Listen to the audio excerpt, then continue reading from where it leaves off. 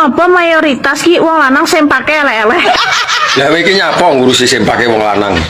Lah wong sempakmu dhewe lho urung karuan apik. Iki cetak bahas terus pokoknya. Kenapa?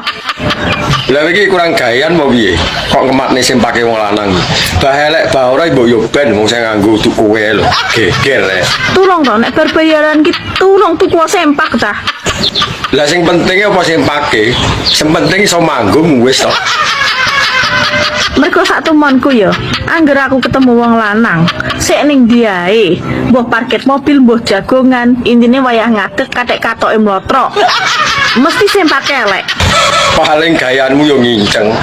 Ya ora kok, aku ki nginceng ki manuke siji-siji ora ta. Buktine iso ngomong ngono lho. Tapi mripatku ki awas lho rumangsamu. Yo sak awas-awase mosok sing dipendelengi barang konoan ae.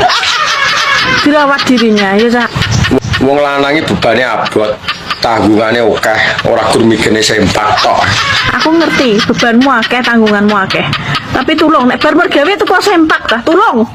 Lah kowe iki apa aku kok merintah lho. Bah sempakan bah ora mbok yo ben.